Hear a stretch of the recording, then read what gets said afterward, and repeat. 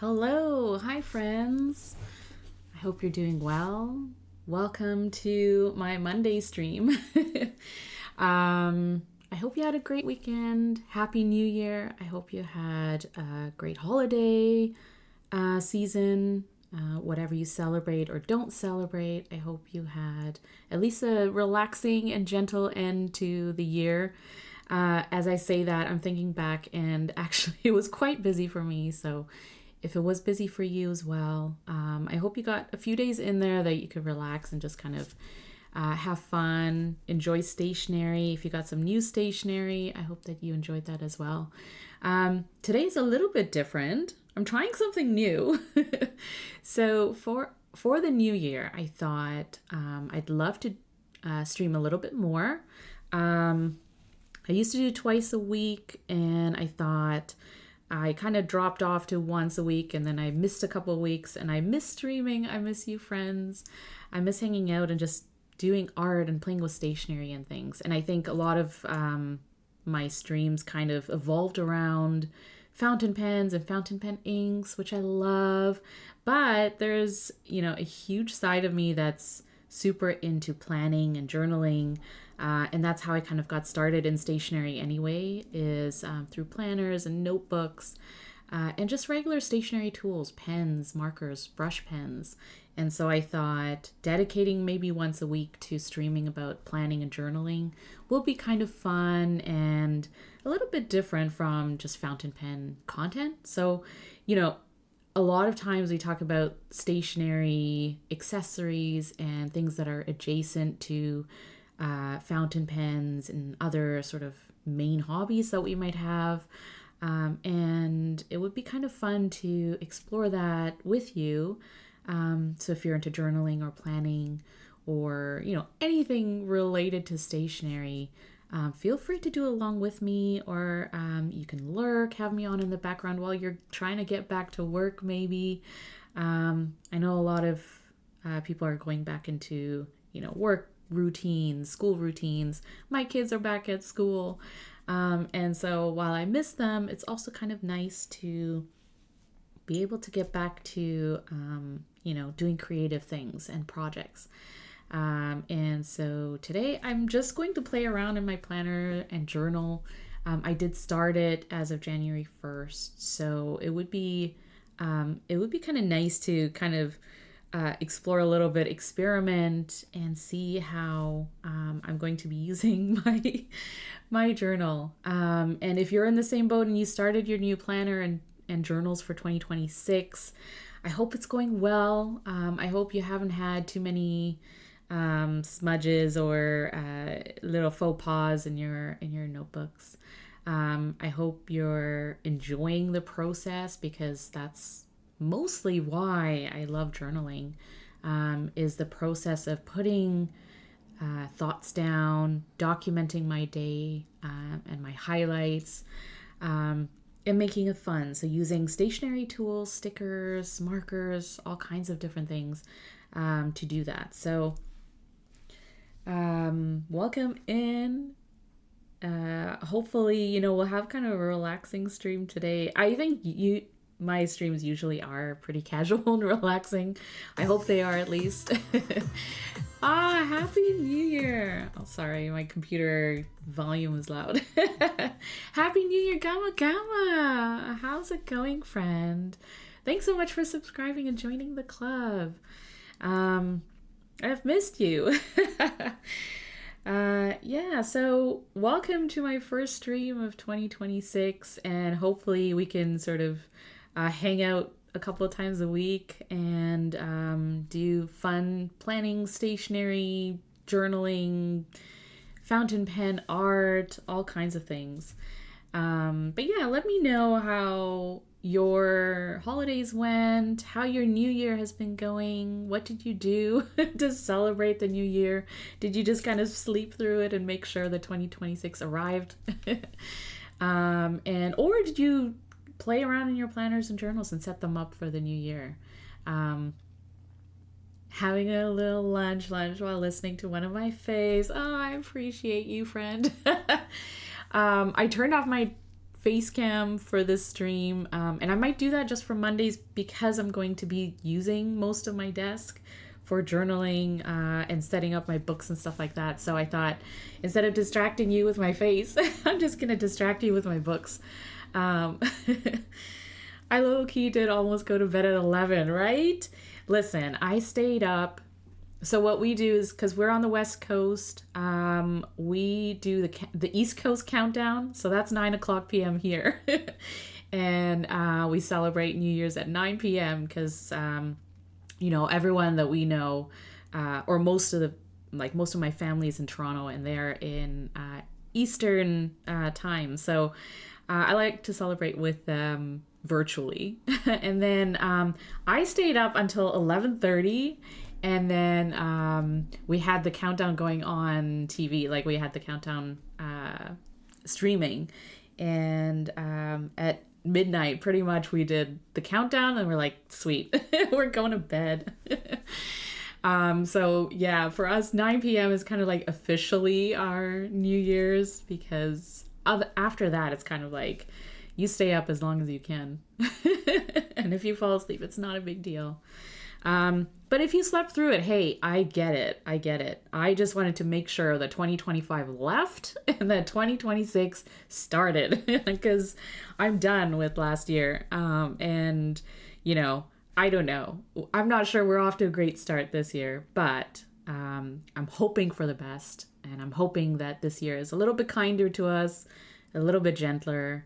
But most of all, I hope that we're able to find some joy in our hobbies, in stationery, in just doing what we love to do. And I hope that we all lean into it a little bit more. I know last year was really busy. A lot of things happened, different sort of directions that I was being pulled in. But I try to at least start a habit of leaning into playing with stationery and drawing, painting, doing the things that I know relax me and bring me joy. And so for this year, I thought, you know what, I'm really going to lean into that aspect. And so that's where my books are hopefully going to help.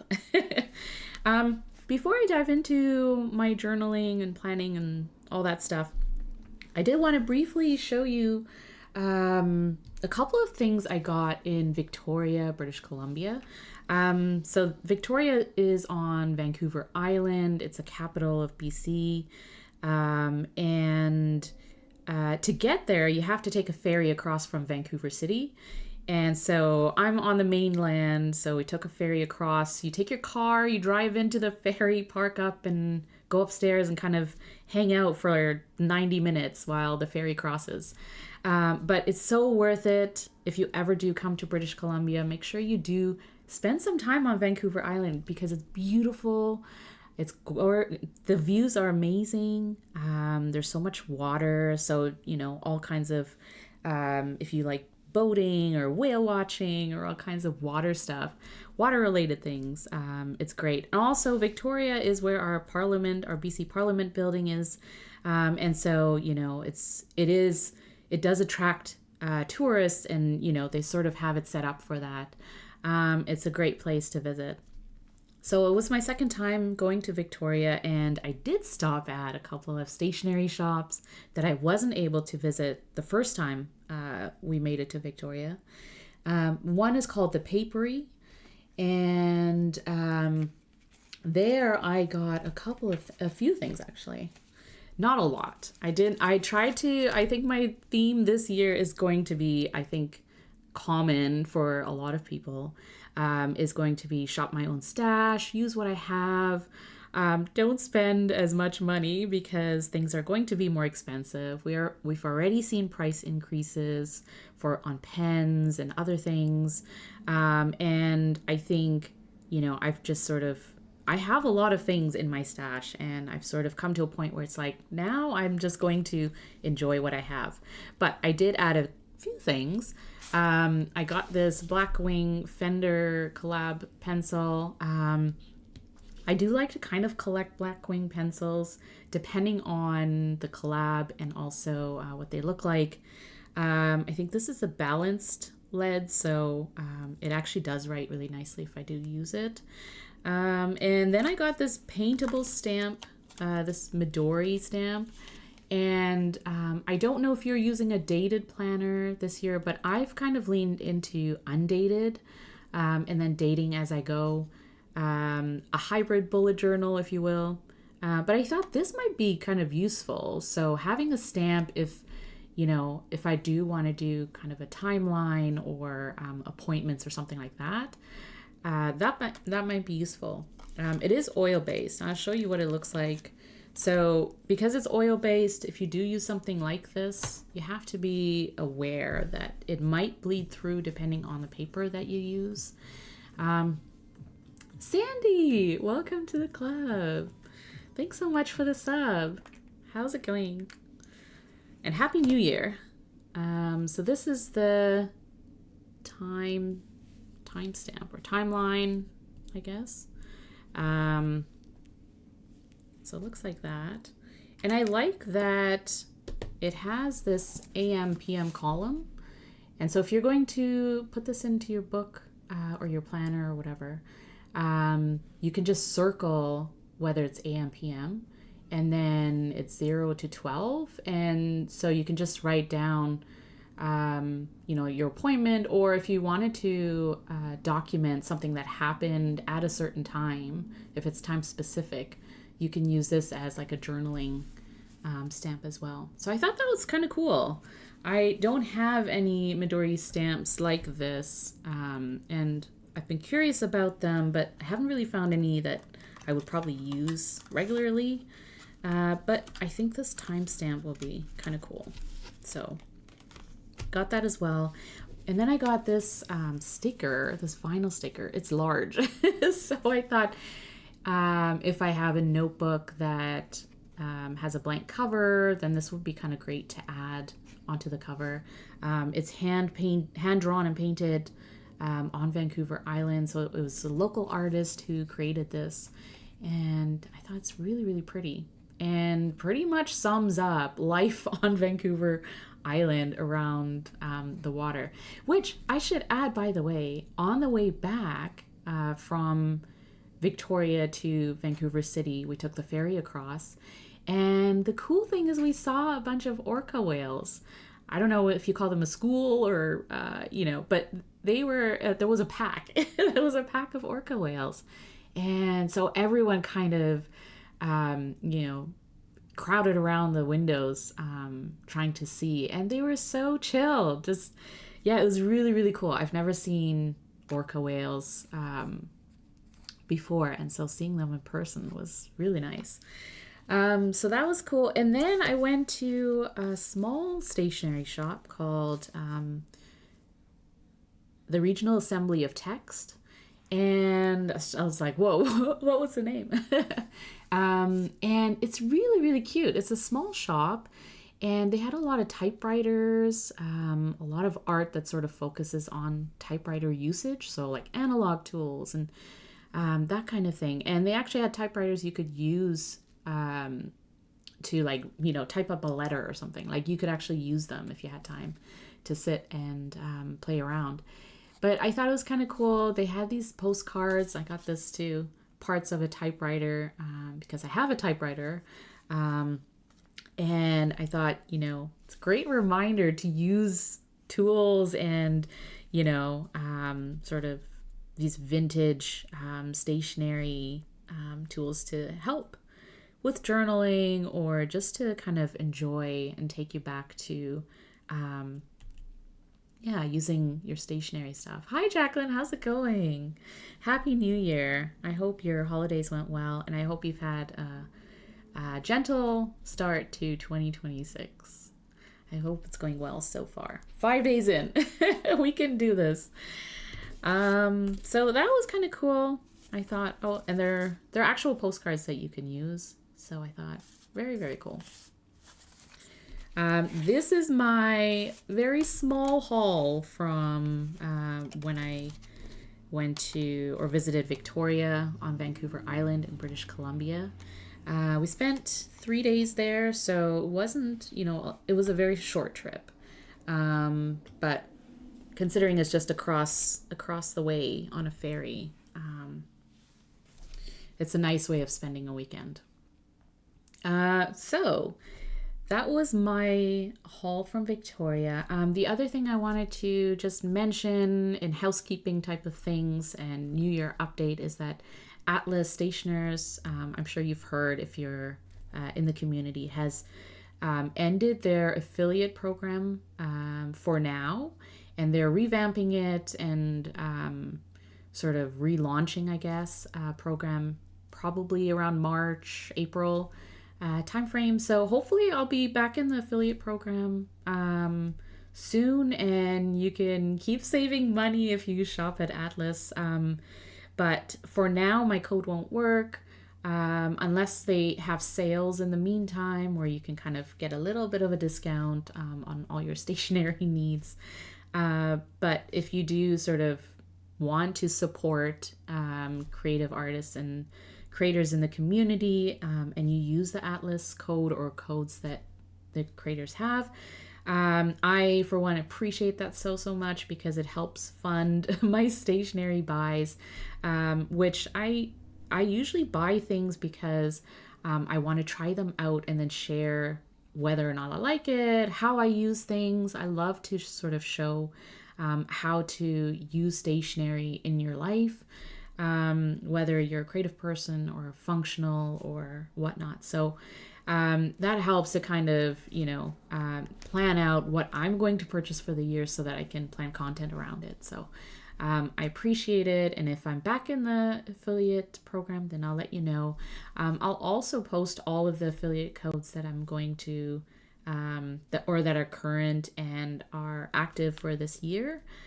So keep an eye out for that on Instagram. Probably the best place, but also I have a link on my website, lillianbella.com. You can also take a look there for affiliate codes. So if you are shopping, you can save a little bit, and then I also get a small commission, which helps me fund stationery things. So it's all a loop, isn't it? It comes around.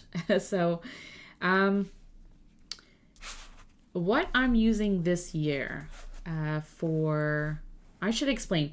I use planners for planning, and I also have journals, but I like to use planners for memory keeping. And so last year I used a Hobonichi Weeks dated planner, and I use this for memory keeping in a way that I'm looking back and I'm highlighting events and moments in time that stood out for me or that brought me joy or that I want to remember in some way. Either because I really enjoyed it, so it's kind of a moment where I look back and I smile, or it's for reference, like trips that I took and things like that. So I use the Hobonichi Weeks, and the way I use a planner for memory keeping is I basically just look back. I usually do this on a weekly basis or every few days, but I look back and I pick out a couple of highlights or moments per day that I really enjoyed, that stood out to me, that I want to remember. And then I use stickers, washi tape, ephemera, all sorts of accessories, and I make it aesthetic. So for me, it's not about, making a perfect spread. It's more about picking out stickers and washi that kind of highlight the memory that I want to document. And so it'll be a sticker that's related to the activity or something like that. And that's how I use my stickers. So I am very much a sticker person. I've used stickers all my life. I've been into them all my life, ever since I was a kid. And I just can't shake this need to use stickers. But I don't like to use them in my planners because my planners are very much functional. I don't really like to distract with aesthetics or having big stickers and things like that on my pages. And so how I sort of balance that out, I guess, with my need to use stickers and visual things is to have a dedicated book for memory keeping. And so that's how I used the weeks pretty much last year, is stickers to highlight big events that happened, and then just writing down like basically what the event was, and then maybe a few lines about to explain it, to give some context. And you can see I really like to use brush pens for hand lettering, and then just like gel pens or regular pens for writing. In the notes section in my Hobonichi weeks, I use that for writing more context. So I'm not going to show you every page, but I used it basically to write more context. So if you're kind of thinking, well, what if there's so many highlights and memories that I want to include in a memory keeper? One way around it is to have notes pages in the back, where you can journal to your heart's content. You can add more context. You can write more about it. Something about the week size that I really liked is that it was portable. So I could take this with me on trips and document as I went. But personally, I kind of like keeping a memory keeper at home, and then backlogging or back journaling, especially after trips and things like that, where I just kind of jot down, things that happen, like rapid log journaling. And then when I come home, I review those notes and kind of pinpoint the highlights of the trip or the highlights of the event. And then pick out some stickers that kind of stand out to me. So that's how I use a memory keeper. And that's how I used the Hobonichi weeks last year.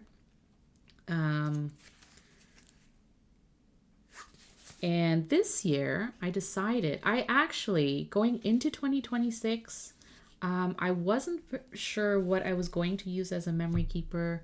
I was kind of waffling back and forth, but then Hemlock and Oak, which is a Canadian planner company, or Canadian shop, I guess, a small shop. They are known for their planners, but they also make notebooks and small accessories that go along with planners.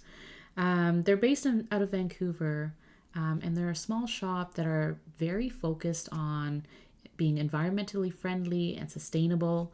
And so I really like that value about them. So everything is made to sort of keep that in mind and to reduce usage of plastics and things like that. So I just thought that's kind of cool. Very nice. Also very nice products. So their aesthetics is very classy and minimal and simple, I guess, in a very lovely way. And so they reached out and offered to send me one of their planners, one of their undated planners. This is called a weekly and daily. And I thought, yeah, it's a great opportunity to try out their planner and see how I can use it. But also the cool thing is the paper that they used in this specific planner, and also this notebook, which I ended up buying because I was very curious about the paper. It's called Archivist paper. It is formulated specifically for Hemlock and Oak. And they work to sort of make it fountain pen friendly, but also thick enough that it doesn't necessarily feel like thin paper. Think like probably 68 GSM Tomoe River paper kind of thing. And so it's not, it doesn't feel thin, but it does feel sturdy enough. And so I did test it with a bunch of different tools, fountain pens, markers, different types of nibs, Fude nib, and others. And I also painted in it. And this I did on stream a couple of weeks ago. So if you were here or you watched the VOD, then you would have seen I basically threw down ink and just wanted to see how it kind of held up to that as well. And, as you can see, there's no bleed through, some ghosting, which is expected. And because I used water, we do have the warping of the paper a little bit here, but it doesn't bother me. So I just basically wanted to see if it could sort of withstand the ink on there, and it did, so it's fine.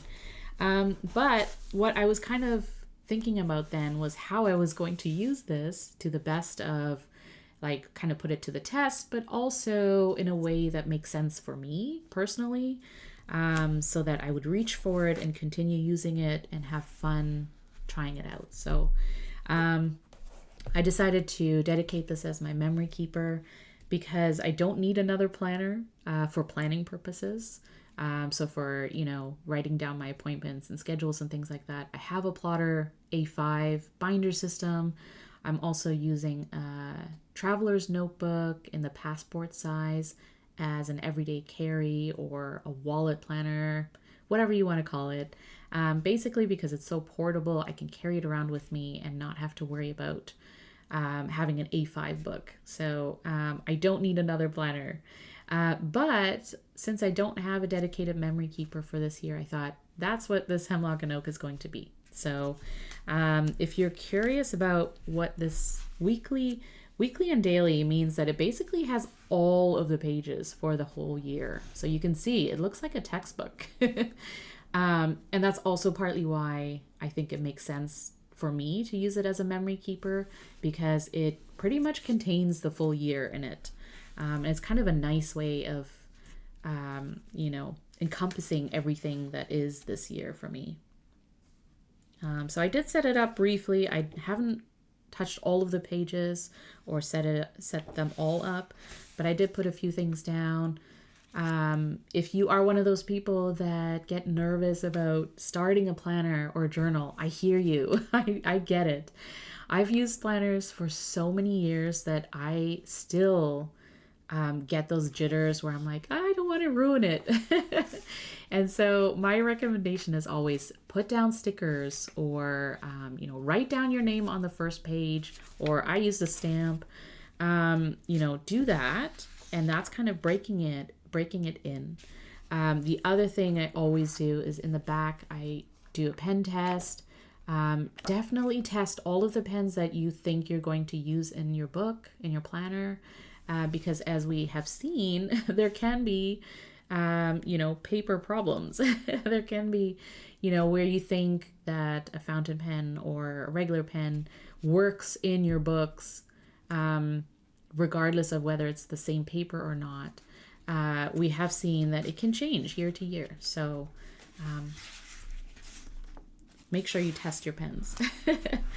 And it's kind of a nice way of using up, like if you do get extra like grid pages or extra pages in the back and you're not sure what to use them for, maybe you don't want to use them for note taking or something like that. It's a great place to test your pens. Hi Spicy, how's it going? How was your weekend? Long time no chat. So yeah, as you can see, I haven't really set up any of these pages. Hemlock and Oak does a really good job of like prompting.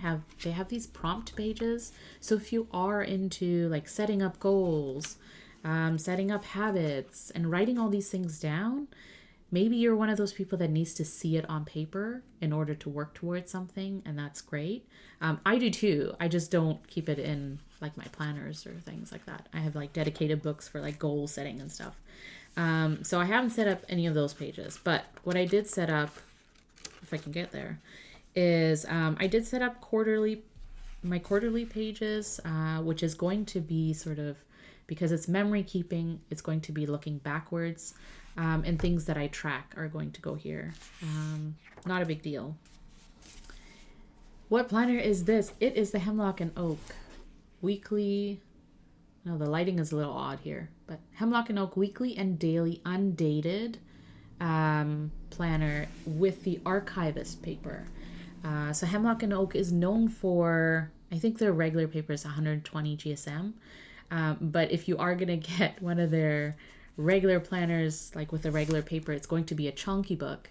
And so this one uses archivist paper, which is actually thinner. I want to say I think I wrote it down here. 70 GSM. So it's 70 GSM archivist paper, which is specially formulated for Hemlock and Oak, and it's fountain pen friendly. And I really enjoy it. I have tested it and it seems fine. I love the paper actually because it feels sturdy, but it's not super thick. and it can handle and withstand inks and things like that. So it's a plus for me for sure. You haven't bought a planner yet. You're 5 days into the new year.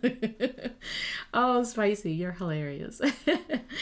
What are you going to use? What are you using right now? I don't need a daily planner. Oh, okay. So I'm not getting a daily one. Okay. However, a weekly is the plan for me. Yeah. For the nitty gritty, little daily details, a to-do app. Okay. Yeah. That makes sense. I do like seeing a daily view in my planner. If I was going to go, like if I needed one thing in my planner, it's a weekly view. A monthly view is kind of just, for future planning. My weekly is what keeps me organized. And then I have daily pages. Well, in my TN passport, I have set up daily pages, but I write down tasks as I sort of come across them. And it's just so that I can feel like I'm getting things done for that day. But really, I agree. A weekly view is super, super important for me anyways. I bought a phone, so don't have money for a planner. Yes, I think you mentioned on Lisa's stream that you got a nice phone. So I think that's important. I do not like how small the Hobonichi weeks. Yeah. I know in the outset of the stream, I mentioned that I used a Hobonichi weeks last year for memory keeping. And while I like the size for, writing down memories and highlights and things like that, I did enjoy using this. I thought dedicating this book, which I wasn't going to use as a planner, I wasn't sure what to use it for, but I thought as a memory keeper kind of makes sense because it has more space and I can sort of write more context and things like that. So this, because it's undated, you obviously have to date everything. So I am going to treat it as a dated planner and just date it. So in the monthly, obviously, I use a sticker to indicate that it's the first month of the year, chapter 1. Most of my stickers, actually all of them, except this one is mine, but I think all of them that I've put down so far are from TheCoffeeMonsterzCo because I love Helen's art. A huge fan. So most of the stickers are from TheCoffeeMonsterzCo. And yeah, I just wrote down the days, the day numbers for January, and I am going to date for the rest of the months. I just haven't gotten to it, which is fine. And then, so you have all of the months in one section, and then you have all of the weeks, and then you have daily pages, which are also undated. And I think the daily section is where I might not use it as a daily journal. So that's to say, I'm only going to date it as I go. And if there are, if I'm on vacation or on a trip or something like that, and I don't get to the daily pages, I'm not going to worry about it. I'm not going to do back journaling or anything like that in those pages. I'm just going to leave them blank. And then at the end of the year, I'm sure I'm going to have some extra pages here that are blank, and that's fine. I can use them for notes or whatever. I don't really care. I'm not putting that kind of pressure on me. But it is kind of nice that there are enough pages if I was to, at least journal for most of the year.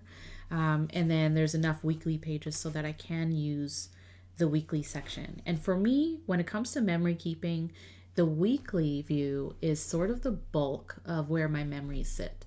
I love seeing week on week the highlights that happened during that week. So if I'm flipping through this, week over week, I'll see how, what kind of stands out, how those weeks went, when something big happens, I can kind of see it. So that's where kind of the meat and bones of a memory keeper is for me.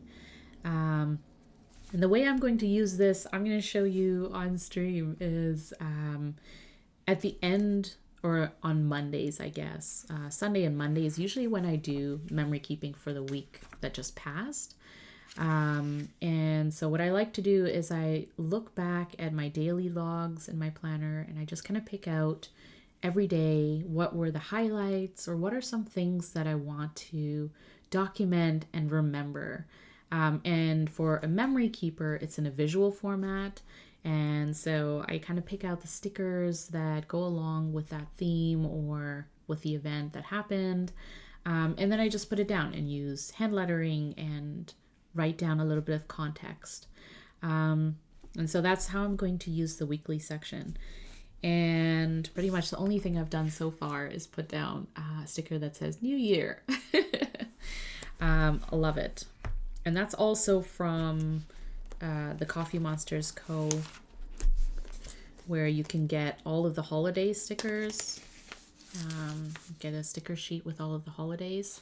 And then depending on where you are in the world or what you celebrate or want to commemorate, there are supplementary sticker sheets. So obviously, since I'm in Canada, I got the Canadian supplementary holidays on there. And so I will be putting holiday stickers in the weekly section. So the part at the top here where there's a bit of space, I think is a great space to put stickers or things like that.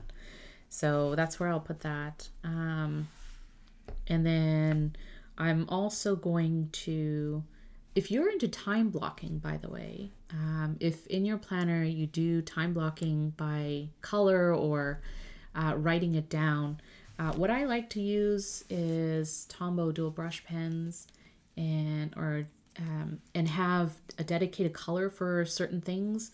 So to indicate when my kids are in, like when school's in session, or events or things like that. So I like to color code things so that I don't have to write down especially when it's like consistent week over week, right? And so seeing, a color consistently every single day for a time period, for me makes sense. And so I don't have to write it down to know that, there's school or there's this or there's that. Or there's an appointment related to me or my husband or something like that, depending on the color.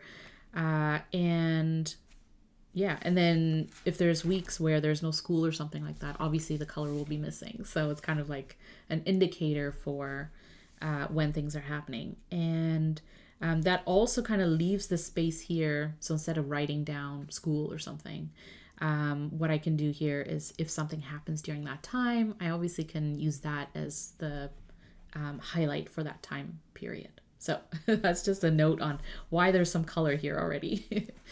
And then the other way I'm going to use, or something else I'm going to indicate on the weekly pages, is at the bottom here. I like to write down if there's a daily page that's that gives more context to the day.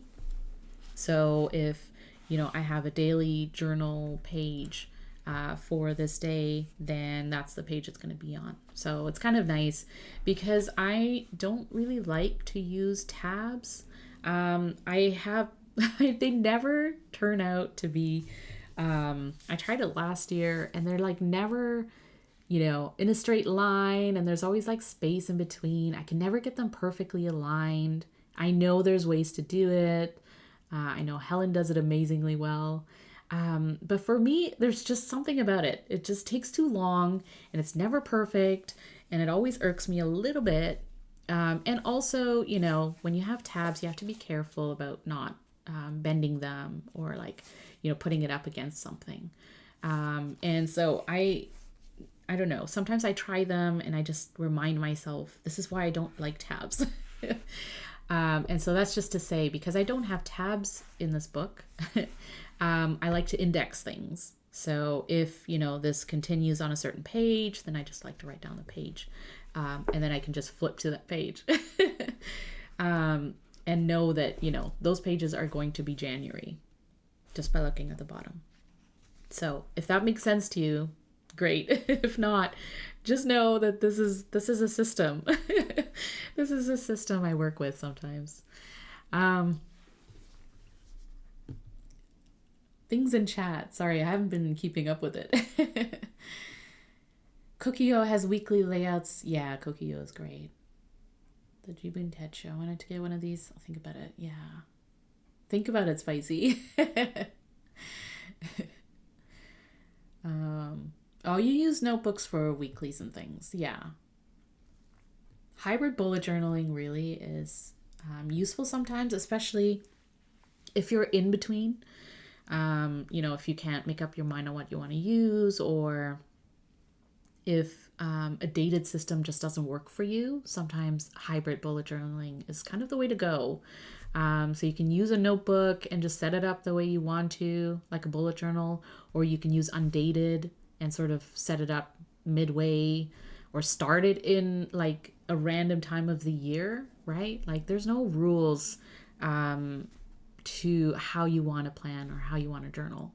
It really is up to you. So I just like to tease you a little bit spicy about not having a planner yet. Yeah, things are getting pricey in general. Yeah. Bullet journaling can be a planner for sure. And I think a lot of people use the bullet journal method for planning and journaling, for just kind of getting things down on paper and keeping yourself productive and motivated and mindful of how you're using your time and what are your priorities, right? That's kind of the gist of why we write things down, is like what's important to us, what is worth writing down and looking at to keep us organized and happy and functional. Plain grid notebook. Yeah, for sure. So moving on, this is the weekly section. So we'll come back to this. But I did want to jump into how I'm using the daily section, which is kind of funny because when I started on Jan 1st, I actually didn't really have a plan for this. I kind of thought, you know what, I know I'm not going to do daily journaling in this book because I use a traveler's notebook in the regular size for journaling when I want to. And so I know that I'm not going to use this as sort of a daily journal. But the way I thought I might use it is to write down a quote and then also do a little bit of drawing or doodling, and then maybe use the schedule portion. Well, I kind of played around with that because I thought it has the timeline here. And so I thought maybe I can use that. And then at the top two, there's intentions, which I don't know if I'm going to use that as well. But for the first day of January, I was like, I'm just going to write things down and see what looks good to me. And I thought, you know what? I do not like the spread. I don't like how it turned out. I don't think I'm going to do anything like this. But what I did know about doing this is that I wanted to use The Pivot Year by Brianna Wiest as a prompt book. So if you don't know what this book is, she is a great author. I love her writing and the style and the words. I love the words. They're just so encouraging and motivating. And so this book is meant to be, well, you can read here, 365 days to become the person you truly want to be. But it's more so just 365 prompts. So there's a page per day of just, things to think about. And it's meant to be introspective. It's meant to sort of help you, be motivated, get to where you want to go, I guess. And the way I wanted to use this was because I started it, I got this a couple years ago and I kind of started it, but I didn't read the whole thing. I just kept falling off.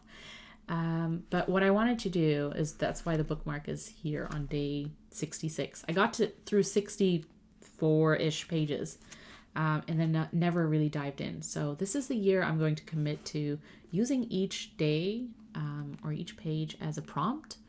So a way to sort of get some thoughts on paper about, just thinking about introspective things and reflecting on how we can sort of move forward. And so every day I thought I could write, maybe not the whole quote, because some of them are kind of long, depending on what day it is, but something in that passage that stood out to me as a way to continue journaling or reflecting. So that's where the second day of January came in, because I thought I want to continue with this book and I wanted to use it as a prompt, as kind of a prompt book. And so I got to Jan 2nd and I thought, okay, so now I'm going to write out, it was just like one sentence that stood out to me in terms of like, I could write more about this, you know. So I wrote that down and then I continued sort of journaling, reflecting on it a little bit. And I thought I can do that. So did that. And then I thought, in terms of doodling flowers or floral sort of art, I do want to continue working on my skill of drawing flowers. And what I like to do is use reference photos and reference books. And one reference book I have that I highly recommend if you are into florals, or, you know, want to have a reference book of flowers to draw, this is a really good one. Flower Color Guide by Taylor and Michael Putnam. And it's basically every page is like a different flower or some kind of botanical. And it just sort of gives you the name. And then I thought visually it's very appealing. And it's in rainbow, or, you know, it's color coded or in colorways. And so, you know, you can kind of flip through this and pick out something to draw, which is how I wanted to use it. And then in the back, they kind of list all of the flowers, which is really, really nice. But the way I thought I would use this year, when I want to sort of draw flowers from a reference photo, is just randomly open it to a page and then sort of capture part of this that I want to practice drawing. And I thought that's kind of a way to make it fun, interesting, and also throw me off a little bit. Put me out of my comfort zone a little bit, where I kind of have to, like, you know, visually look at what it is. I'll pick out the elements, break it down into something I can draw. And then also use stationery and markers to do that. So for drawing these flowers, I use Tombow dual brush pens, but I use them in kind of a way that simulates like a painting effect. So it gives you a painted effect. And the way I did this is, I'll show you the process. But basically, I used the blending palette, which is just a shiny kind of laminated sheet, I guess, you can get from Tombow. Or you can laminate a sheet yourself. And what you do is you add color from dual brush pens on there, and then you can either use a paintbrush or you can use one of their colorless blenders. If you don't know what this is, let me introduce you to something very, very cool. This is a colorless dual brush pen. It has no color, but it has the same felt tip and sort of design, I guess, right? So you have the brush tip on one end and you have a fine tip on the other. There we go. And they're colorless. So what it means is it picks up whatever color you color over. And you use this in conjunction with the blending palette to pick up any color that you want to do and basically use it as a marker. And then that color sort of fades off of the tip and you can pick up a different color. But the cool thing is you can use this in a way that sort of mimics the effect of like watercolor painting or, you know, soft, muted kind of coloring. And yeah, I just kind of find that fun. This could also be the color of the year, Cloud Dancer. And so I'll show you how to use Cloud Dancer in a bit to do some coloring. So that's how I used it. Jan 3rd, I did kind of the same thing. I wrote out a quote again, but this time the whole quote I did with a brush pen. So I'll show you that as well.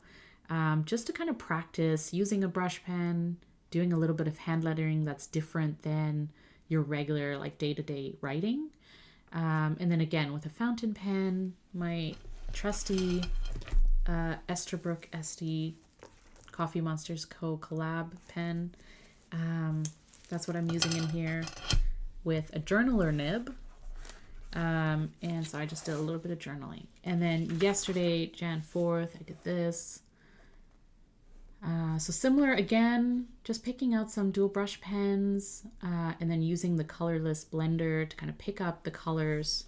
And so you can kind of see the effect is very interesting. It looks a little bit like paint or like watercolor, you know, something like that. It gives it a little bit more dynamic. And it does blend really well. So just because you're picking up colors and coloring them. So it's wet so you can blend stuff. It is kind of like, it's like a marker. So it's water-based. It's a water-based felt tip. But it just doesn't have any color. So it does work like a typical marker or their typical dual brush pen. But it just doesn't have any color. So yeah, Spicy, you're right. It just picks up whatever color you put on the felt tip. And then you can use it to blend, you can use it to color, things like that. So, love the effect. And then once I put down the color, I used a mono drawing pen to draw the details on top. So yeah, that's kind of how I've been using it for the past 3 days, 4 days. And I thought, you know what, I'm going to try and continue that practice as long as I can, I guess, and then see how it evolves over time, which is also an interesting part of journaling or memory keeping, is that our process tends to evolve just with, you know, how much time you have available to dedicate towards this. I always say if it's not fun, then I'm not going to do it, especially when it comes to like journaling and memory keeping. Like if it's not fun documenting my memories, then I'm probably not going to keep doing it. So I guess the key for me is to make it fun, to make it interesting. And as time goes on and you sort of hone your skills or, you know, realize there's stationery tools that you really do love using, you tend to sort of spend more time with them, and your process will sort of mimic that as well. So yeah, so that's kind of how it is, how it's going, and what's happening with me. The other thing is for memory keeping, I mentioned I really like using stickers. I am very much a sticker person, and there's two systems that I have for keeping my stickers organized. And people always ask this, right? Like, you get sticker sheets, where do they go? For me, I keep my sticker sheets in this binder, like a photo album type binder thing. It's not a binder, it's not a ring binder, but it's just a bunch of these sort of photo sheets, 4x6, I guess. And I think I got this from Muji, and I don't necessarily recommend this because depending on how you hold it, some of the sheets might start to slide out. But I've used it for years and I just can't seem to get out of that system. So it is what it is. I use it that way and it's fine. But for stickers that I use regularly, what I do is I threw them into this sticker release insert from Traveler's Company. And these are like just sticker sheets I use a lot, or like when I'm finishing a sticker sheet and there's like a few stickers left, I throw them in here. And I also, for the first few pages, no, they're kind of in here. I tried doing them seasonally as well. So I have like spring, summer, fall, winter. So when I'm kind of looking at like what stickers to use in my spread, I can also go by season if I wanted to. In my head, it makes sense. This makes sense to me. And I know where to turn to. So find something that works, or stick to it for a little bit, and it will start to make sense to you as well. In the back, I have just like icons, stickers that I use. In the front, I have some emoji feelings and emotion stickers and things like that. And then I also threw in a few sticker sheets in this cute little Travelers Company passport folder. And these are meant to just be like seasonal sticker sheets. So if it's winter, it's winter related. If it's Christmas or holidays, then they're kind of those themed sticker sheets. And then once I'm done, or once that season is over, these sticker sheets go back into my binder. And I don't look at them for another, few months or whatever. But this is kind of nice and handy to have. Obviously it's portable. You can throw it into your TN. But for me, I just kind of keep it with my memory keeper so that if I'm at my desk and I just want to kind of play around with stickers and highlight my day a little bit, then I have stickers I can start with. So there's stuff like that for school. Use it to erase blue inks that are weak to water. Yeah, like the blendable or like colorless blender, things like that. Yeah. Similar probably. I've now surrendered and added a clear stamp binder to my collection. Yeah. Just go with it by Apple Tater. Just go with it.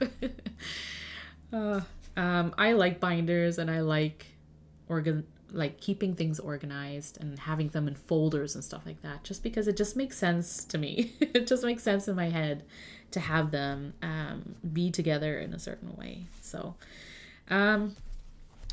for last week, because there were only 4 days technically at the start of January, right? So I have only a midweek to memory keep for, because all of my 2025 stuff is in this book, and I like to have year-on-year memory keepers, just because then I can kind of flip back and forth. But what I did like doing is I used this Hemlock and Oak notebook with the same paper, the archivist paper, which I got, as I mentioned, because I was curious about the paper, and I thought, what could I use it for? And basically the way I've set it up is just very simple. Put some stickers, stamp the name. The first page is usually an index of some sort. And then I thought, this is kind of a nice visual way of highlighting a week, and the memories or the highlights that I want to include in my memory keeper. No, you don't need to do this. This is an extra step, and this is basically replicating what I would put down here anyways. But I was kind of experimenting with it, and I thought it's kind of nice to see it in a way that's not linear in like a vertical or horizontal way. Like it's kind of undated in that way, is that you could skip days if you wanted to, and it doesn't feel like there's empty space, if that makes sense. So I thought that was kind of cool. So I might play around with that a little bit more, because I'm not exactly sure what else I could use this notebook for. I did test the paper, so I used this for just testing like different markers and different fountain pens and inks and things like that. So it was useful for that, just to see that the paper is actually really nice paper. But I thought, you know what, I'm going to, at least for the first few weeks, jot down highlights, and then use this as a reference for what I'm going to memory keep or put in my book. So that's what we're going to do. I have my coffee here too, so that's how we're going to get through this week. So for Jan 1st, obviously it's the new year, so I have a sticker for that. That's fine. I also started my new books, right? Like as we do, we start our new books and our journals. And so I actually time blocked this because that's where we went for brunch. And I thought that's kind of a nice place to put different stickers. So as I mentioned before, what I like to do is I just kind of like to flip through my sticker book. This is where I get so much joy, like as a kid, you know, the kid inside me, flipping through sticker books and thinking like, what sticker am I going to use? And it's a thing. But I actually thought that I have a few stickers like these where I think they're kind of meant to indicate, like, you know, if you're going on a date or you're like going out with someone or something like that. And I really like them because they're so cute that they're like doing different things related to food and drinks and stuff. And so I thought this is really cute as like a brunch sticker, which I think I'm going to use that for this. And so what I do is I just take the sticker and I just kind of put it somewhere along the lines there. I'm not super picky about how it looks. Like, it doesn't have to look perfect, if that makes sense. It doesn't have to look all aligned and stuff like that. It just has to kind of be there. So what I usually do is I put the sticker down and I hand letter what the event is. And my hand lettering tool that I use all the time is a Tombow Fudenosuke hard tip. And you can get, so when you get the brush pen, it's in a 2-pack with a hard tip and a soft tip. And the soft tip, if I have it here, is just like if you want to hand letter something that's a little bit wider. So this is the soft tip, this is the hard tip. This is like a navy blue color and this is like a gray. So that's a difference between visually, for me anyways, what they look like.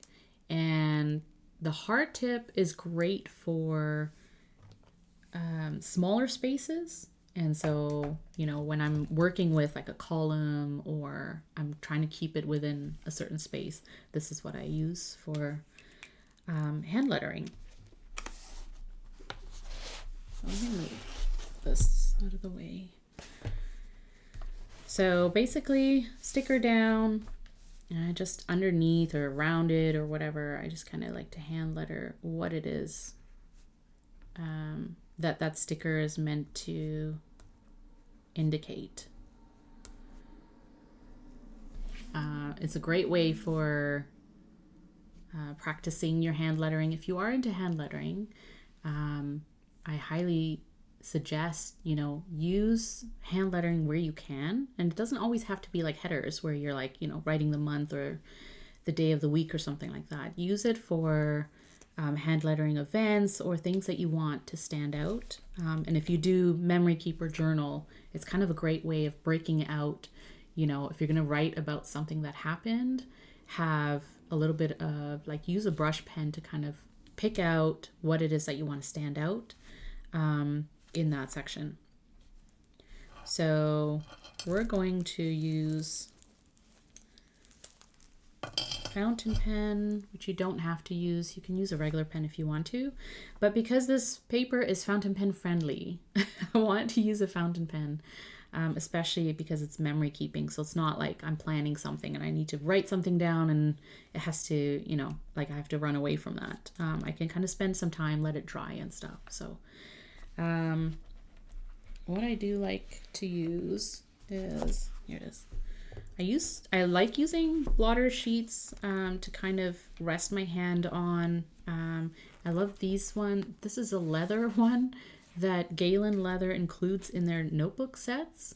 You don't need to use this, but just having something under my hand just feels more comfortable. So that's what I like doing. So brunch. And then I just kind of write down like a little bit more detail or context. And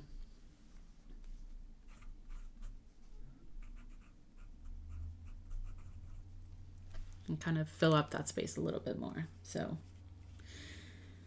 So there's brunch, and then I also want to commemorate that we started new journals and new planners because, yeah, it's important. And so I have a page in here that's all like, that's dedicated to like journals, planning, music, interests, crafts. And then there's a whole page too of like planning related stuff. And so I kind of like to look at this and pick something out. Let's see.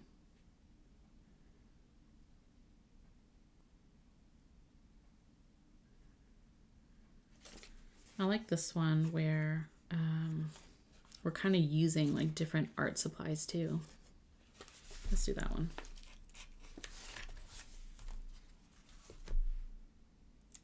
I like that one. So let's put that down here.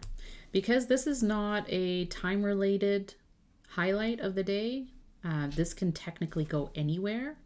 And that's how I kind of break out, like when I do vertical memory keeping. So I did vertical memory keeping a couple of years ago in a sterling ink planner. And then last year I used the weeks, which is horizontal weekly. So it's kind of interesting to change around like how you kind of use the day for memory keeping. And like I mentioned, part of a vertical layout is that, when you have the timestamp here, you can either just ignore it and just move on with your life and it's not a big deal, or you can incorporate that in some way. And so I thought for memory keeping, it's kind of fun to, if I have a time related event, to have it in that time block. And then if it's not time related, then it can go anywhere in that column. So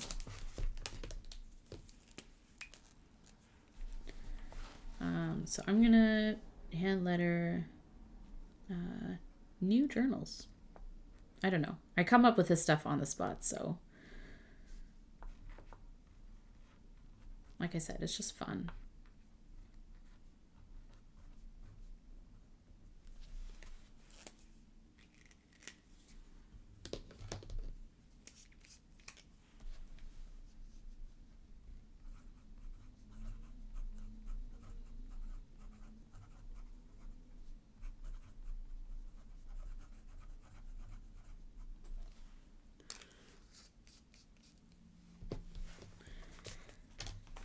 And that's my highlight for Jan 1st is brunch and new journals and planners. Let's go. So for the next day, I have, we tried out a new coffee shop close by. Also went to the playground, but I think the coffee shop is what stood out in my head because I thought, yeah, it was really good. And so I do have a sheet of, or a page for like drinks and food. So I'm just going to pick out something for coffee.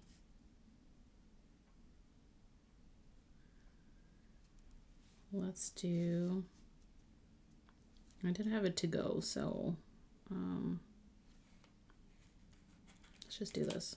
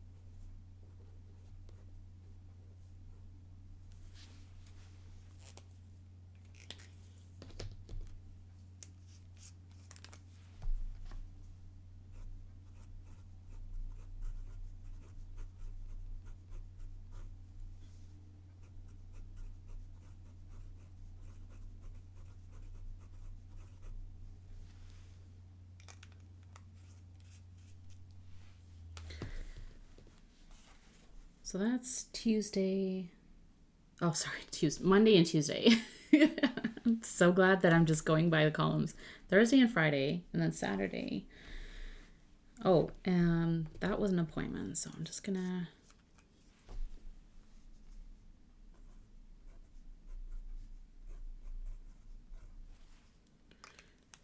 So on Saturday, we went to IKEA, as one does, at the start of the year, because we needed a dresser for one of my kids, and so we went to IKEA. But then, you know, as it turns out, you always buy more than you kind of need, I guess. But also you kind of need them because you're like in that setting, and then all of a sudden you're like, oh yeah, of course I need bowls and spoons and random things, you know. So yeah, that's essentially what happened. But we did get the dresser, so that's good. Really needed that. So I'm just gonna put this down here.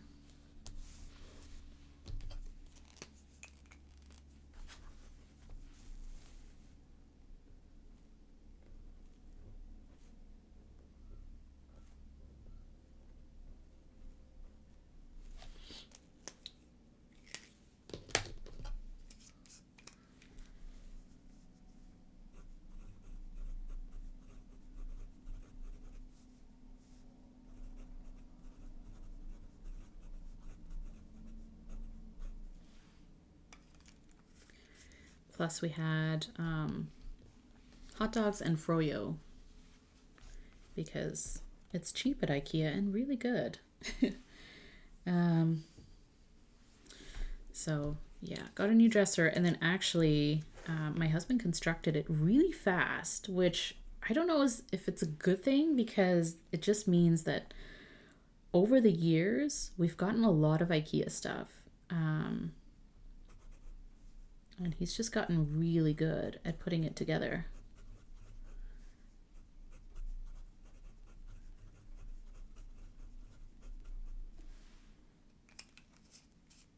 I mean, their stuff is pretty straightforward to put together, but sometimes it's kind of like, why is there a random, you know, nut or bolt here?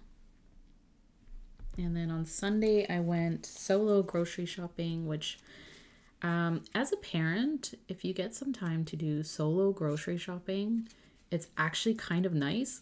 It's like a treat, because you're not rushed. So actually, I'm not going to do a big one. I'm going to do a small one. Yeah.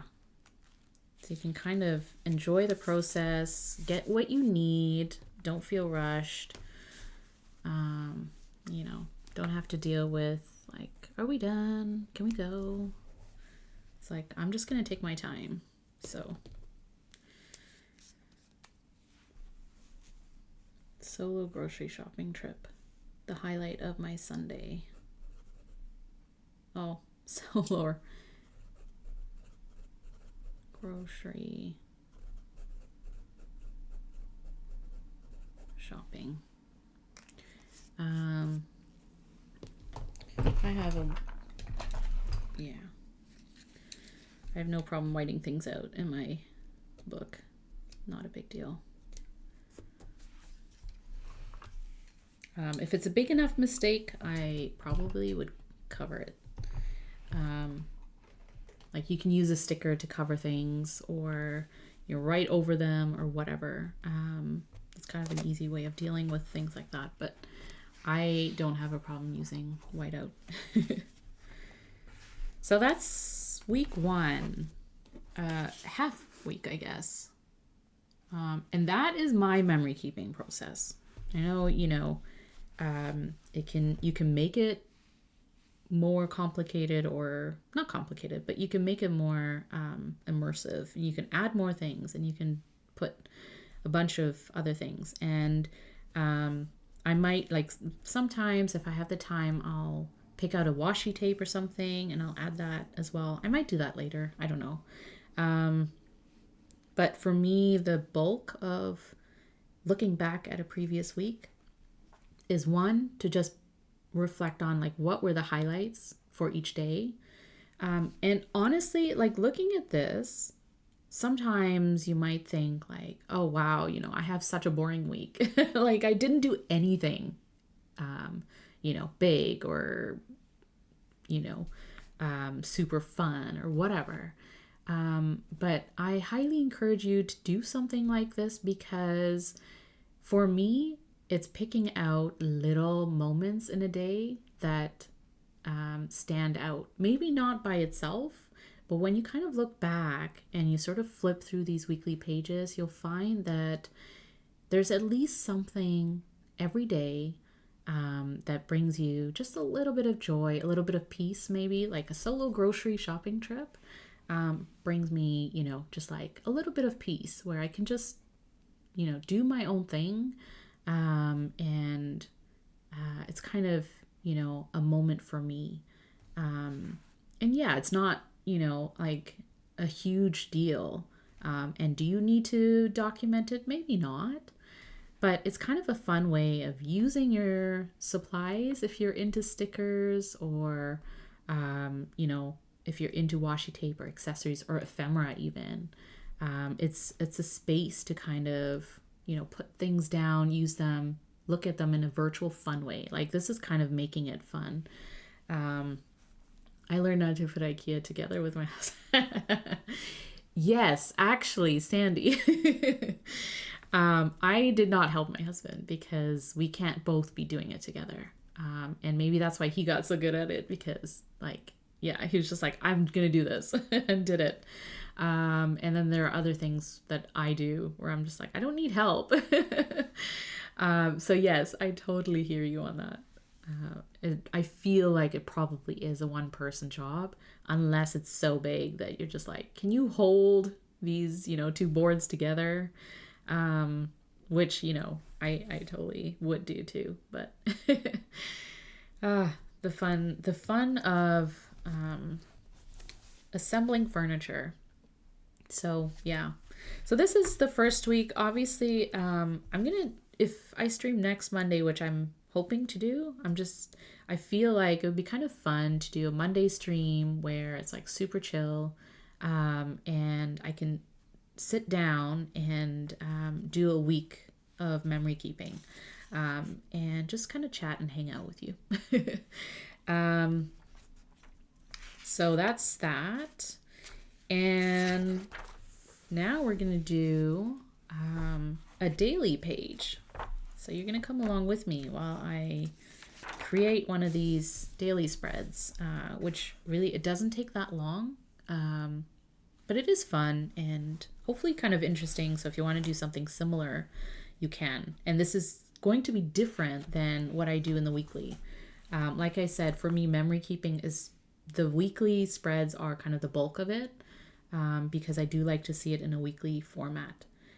So that's what the weekly section is for. But for the daily section, it's not memory keeping at all, really. It's more about journaling based on a prompt and kind of doing a little bit of drawing practice, and just using the space to be a little bit more creative, I guess.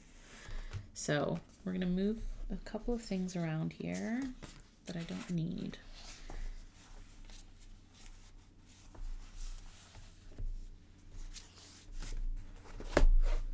Because they aren't in the way.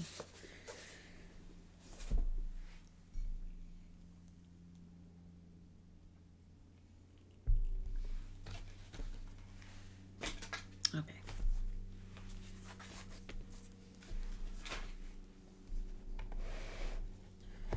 So for the daily page,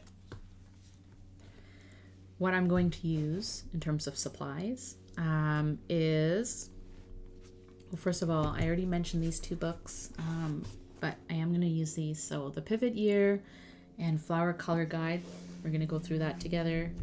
And then the other supplies, I'm using the blending palette, A Tombow Fudenosuke brush pen for writing the day, and also the quote. And then I'm using an Estie, TheCoffeeMonsterzCo and Esterbrook collaboration Estie for the journaling portion. And then also,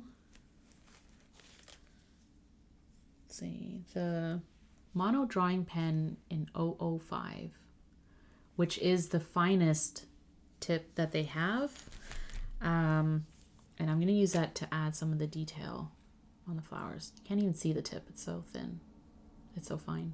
You have to be very careful with it, obviously, because you could bend it or jam it a little bit. Yeah, and then I mentioned the Colorless blender. So I do use at least 2 different ones. So I think in the pack it comes with 3. But I use at least 2 because one is going to be for the flower portion, so this part. And then the second one is going to be like the stems and the leaves. To clean the Colorless blender, it's actually not that hard. If you do use it to pick up, which is what we're going to do, we're going to pick up marker color. You can just kind of continue coloring with it either on a piece of paper or on your blender. And that will just kind of take off the color, and then it's ready to pick up a different color. Or what you can also do is you can wet a piece of cloth or run it gently through like a very fine water stream or whatever to kind of clean off the color. But really, you can just kind of color on paper. And like I've used this before, right? And you can't really see any color on there because it does a really good job of sort of self-cleaning that tip. So it can pick up different colors. So the first part of this is picking out a flower to draw. And like I mentioned before, I can either flip through it and kind of get lost in trying to pick one, but really that's just letting my mind psych me out. It's letting my mind take over. Instead, what I'm going to do is I'm just going to randomly pick one. And because yesterday's was this iris, it's kind of funny that I picked a page with another iris, but I think I'm going to go with this one, Dahlia. So pretty. Since you like cat, I thought I might give you a laugh. Let's see. What are you sending me, Spicy?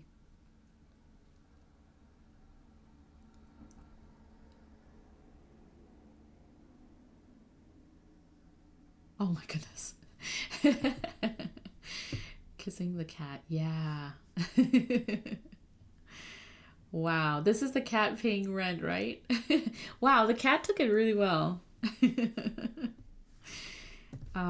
I was expecting a lot of scratches.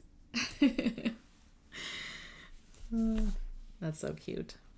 So we're going to do the Dahlia. So what I do once I sort of pick out the flower that I'm going to use, I look at the colors that are in here, and really I don't necessarily need to mimic everything that I see here, because then it brings out the perfectionism.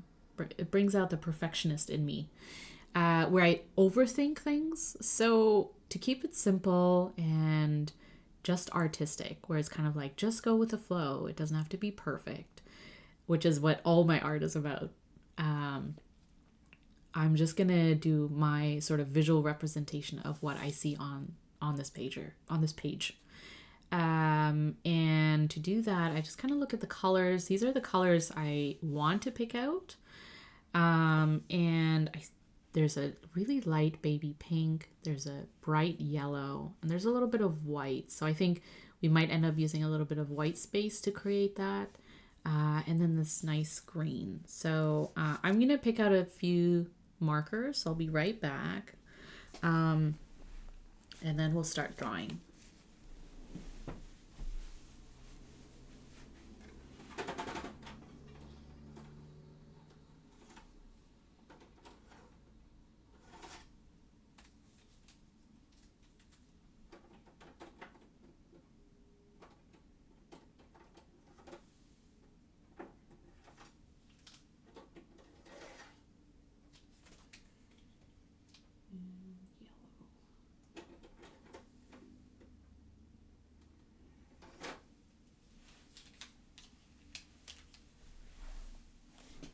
Okay.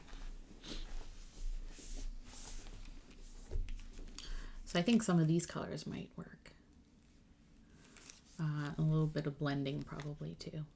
That might be interesting. So I don't know if I need all of these, but that's okay. Actually, I might not use this one. Just to make it a little bit simple. So what I do after I pick out my colors, I'm just gonna make some space here.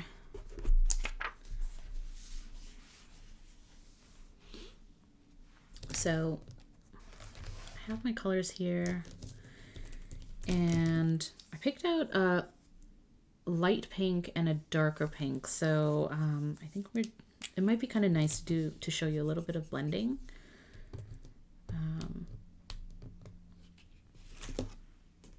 So what I do is I basically add a little bit of color onto this blending palette, which means just color on top, gently, so I wouldn't push too hard on the brush tip. And you're just transferring some color onto a blending sheet.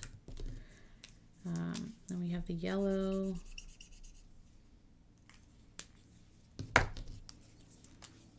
And then the green. So like I said before, I like to use 2 colorless blender pens. One for the floral and one for the leaves and the stem. So, and I don't have to draw all 3 of the flowers. Like I don't have to draw this whole thing. Like in the previous ones, what I've done is I've just captured like a main sort of flower and then some bulbs or like little mini add-ons. And I think with this, I might do, let's see.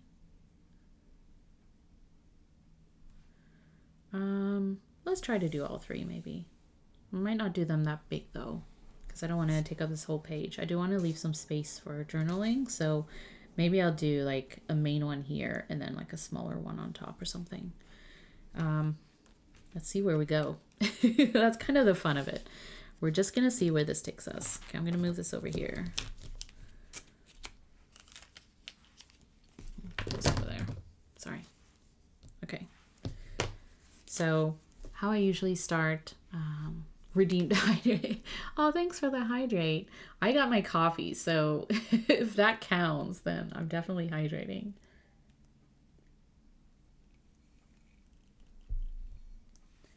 I know someone that uses 2 of his cats as footwear during winter. It's funny. Oh, thanks, Spicy. You know what? I also have my water, so I'm going to hydrate with my water too. All right, so how I like to start is by picking up some of the lighter color and then layering some darker color on top. And you can also mix 2 colors. Which is kind of fun when using a light and dark color. Or if you're kind of using 2 colors that you can blend to make like a lighter version or a different shade of a certain color. So I think I want to pick up some of the light pink. And what you do is you take your colorless blender and you basically just kind of color on top. Or sort of move your felt tip on top of the color. And then I just start. So I'm going to do the center of the flower here. And then I'm going to add a little bit of dark to that. But I think I'm going to do the second flower over here. And it might be smaller. And then I'm going to do the big flower down here. And literally just putting down a color. And then what you can do is you can pick up some of the darker color and then go on top of the light color. Literally like painting, which is like a really fun use for this colorless blender, I think. Not the only way you can use it, but it just makes it a little bit fun. And then you can mix the two colors like this and then pick up that color. So I'm not going to add too much. I think I've added too much already, but that's okay. This is my representation of it. We're going to just go with that. So like I said, if you want to kind of get rid of that color from the tip, you can either just draw on top of your blending palette or on top of a page. And let me double check that the color comes off, right? So it should be pretty clear when you draw again. And again, you can use a wet cloth as well.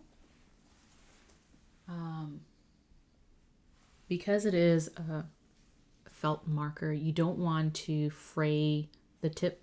You know, you don't want to push too hard on it because that will sort of bend your tip. So don't want that to happen. So now we have some yellow, which I think we can kind of add here. Some yellow petals.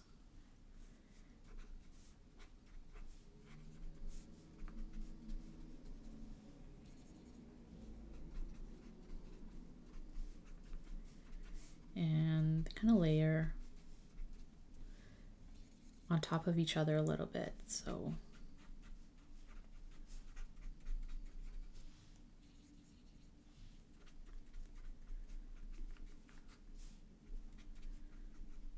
that's kind of a muted pastel kind of way of adding color. You can also just take the marker and where it's a little darker, you can add color on directly on the paper, which I'm going to do because this yellow in the reference is actually kind of dark. And I picked a little bit of a lighter shade, I think, so.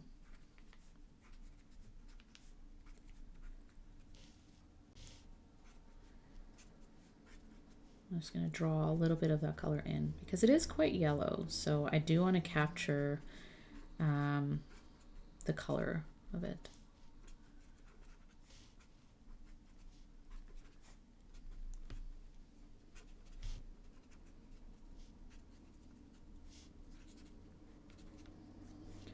It doesn't have to be perfect. Like I said, it doesn't have to be exactly like the photo.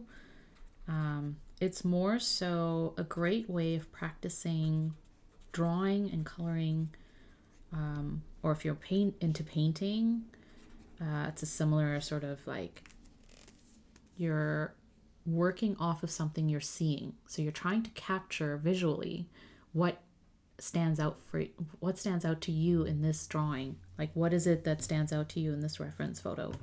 And then trying to capture that onto paper using your hand. So replicating what it is that you see, and how you sort of want to capture it. So it's a great practice in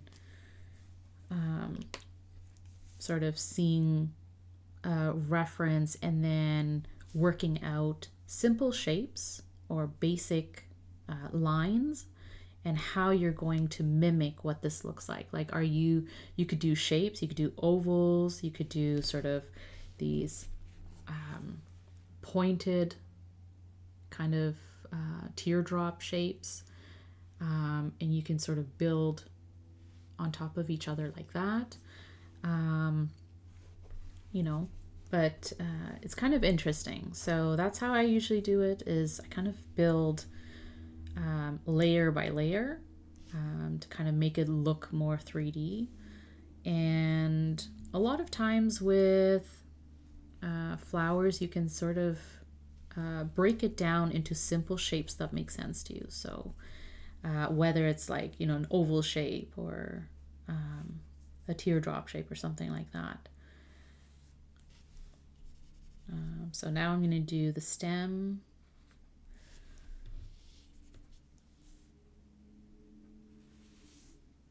And just kind of do lines across. You can kind of blend it with the yellow as well. So you're picking up kind of a lighter shade.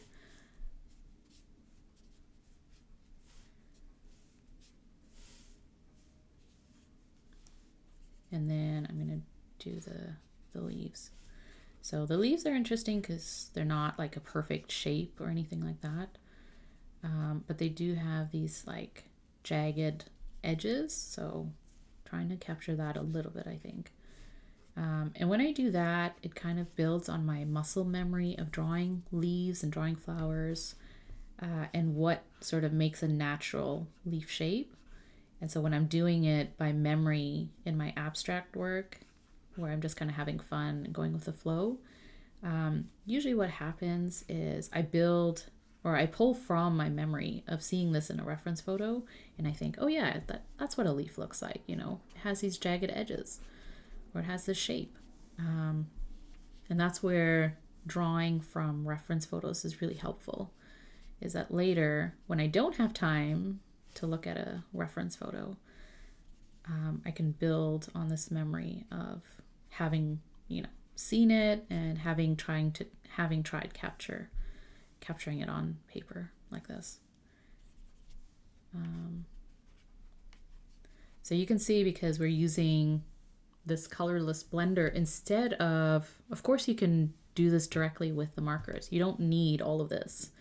But I'm experimenting and exploring it because I like the effect that it has on paper. Like it looks more like, you know, a watercolor painting or something like that, where they're blending together. And I like that. I like that effect. And again, similar to before, you can go directly over it with marker to add a little bit of like shadow or something like that. Or just add a little bit of more interest.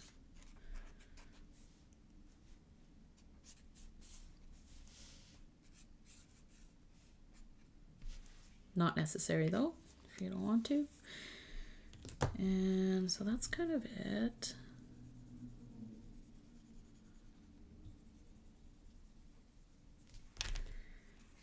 All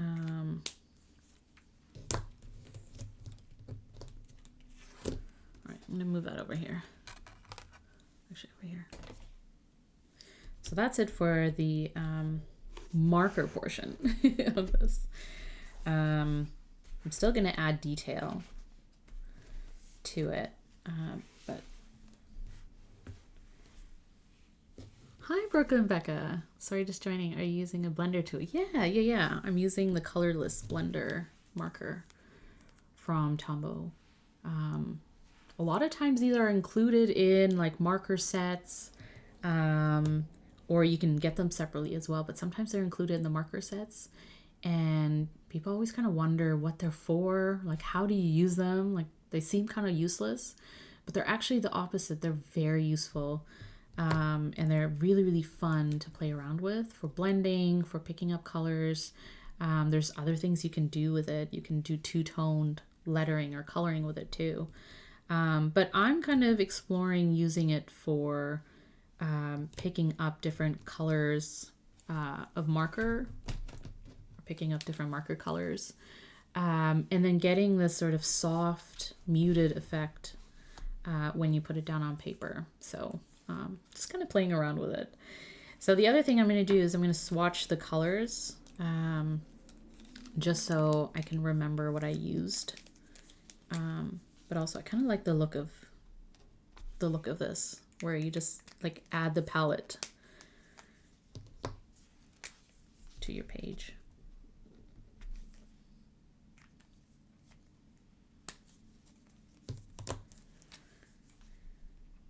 So I just swatch a box, one of these grid boxes, with each color. And then I take my mono drawing pen 005, which is really, really fine. And let's draw a box around each color.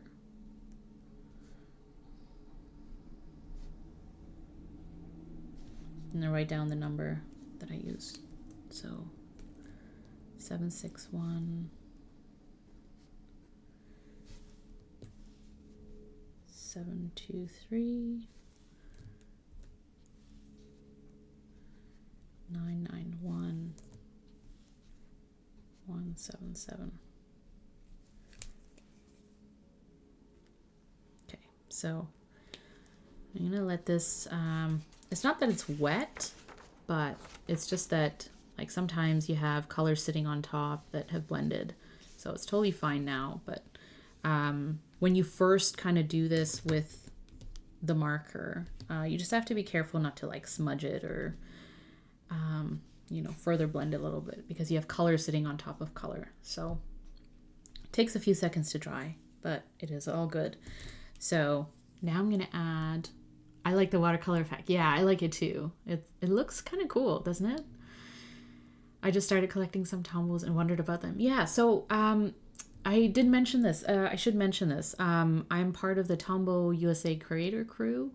So a crew of 10 people, creators, artists, and we sort of create content for Tombow and do workshops and things like that. And also show how to use their products because, like you said, Brooklyn, a lot of times, you know, people, they like, you buy these markers and you're like, what do I do? Just color or letter with them. And there's so many different ways of using these types of products that it's like, it's kind of fun. So if you have any questions, let me know. But I figured I have so many Tombow products because of that. So I might as well use them, right? And then show people how to kind of use them in different ways or in fun ways and how I'm personally using them as well. And so, yeah, a lot of my stuff is going to be Tombow branded, which it is what it is. You can find other brands out there if you want, but I am going to show you how to use these products really well. So, the 005 is the finest fine liner Tombow has. And so I really like it, especially for adding details to things where I don't want it to take over what's already there. So like I could leave it like this, but it doesn't look exactly like nice flowers to me. I don't know. I'm being critical, but you can of course leave it like that. And it's like an abstract visualization or representation of what this is. But for me, to kind of close the loop off with all of my art is I draw on top using line art techniques, which is just fast, chaotic. I don't think too much about it. I'm not going to spend too much time. But what it does is it sort of closes the loop on what my eye is looking at and suggesting where those lines should be. So if it's petals, it's drawing outlines of petals a little bit more. So yeah. Cool, I was turned on to them from watching Helen. Yeah, Helen does a really good job of using dual brush pens especially, and the brush pen as well too. She's great at lettering in her Hobonichi cousin that she's using again this year. And so, yeah, I love watching how she uses them for doodling and all sorts of creative ways. This is great. I was just experimenting. Yay, awesome. I'm glad. Beautiful, you make it look easy. Oh, thanks, Sandy. They are kind of easy to use once you sort of get the hang of, what product you're using, how to feel comfortable with them. And then in terms of technique, it really is doing things over and over again. And this is why using a reference or reference photos at first is really helpful because, you're not putting pressure on yourself to remember things exactly the way they should be. You're using something that's already like, this is here for you. This is what it should look like, right? And this is our visual representation of it, our artistic representation of it. And really, it's about doing things over and over and over again and finding joy in doing that. So for me, it's the tools that I'm using that bring me joy. And then as well, like just having fun with them, capturing what I'm looking at, and not putting too much pressure on myself to make it look exactly like what I'm seeing.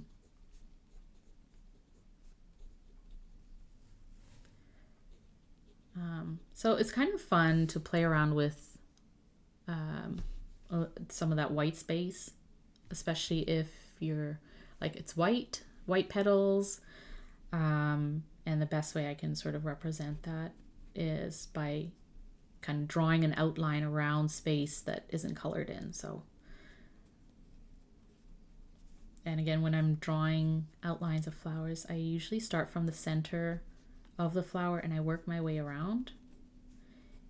And when you're drawing something like this, where there's like, you know, petals that are really close together, like there, it's just, you know, a matter of drawing them and continuing to layer and layer and layer until you get a sort of like, you know, all of those petals.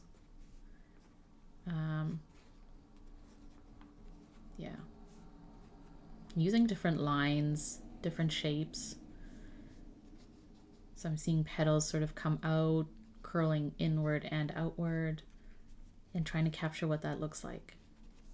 Because again, when I'm drawing this from memory later or another time, I can sort of pull from like what that looked like in the reference. Just need to practice, right? We all just need to practice. It's in us. And it may not be flowers. Like maybe you just hate drawing flowers, and that's okay. But find something that you do like drawing. You know, like maybe you like drawing food that you eat or something. Maybe that's the motivation. It's like, what am I eating? And just draw that. But again, you're kind of able to use a reference. Like you can draw exactly what's in front of you, and visually represent it in the way that makes sense to you, makes sense to your eye. Because a lot of times it is subjective, what we pick out from what we see. And so once you have a reference, you can kind of build on that, and keep drawing. Maybe you want to sketch other foods, or, you know, foods that you want to eat, or a recipe or something like that. And once you have worked with references or real life something, it makes it a little bit easier, I think, when you're drawing from memory. Because a lot of times things don't look the same when you're drawing it just based on like what you think it should look like. It's like, wait, this does not look like that at all. But I find that for me with flowers, even if it doesn't look exactly like that, it can look close enough that you know what it is, or at least I know what it is. And I think, you know, other things can kind of be like that too, like foods and stuff.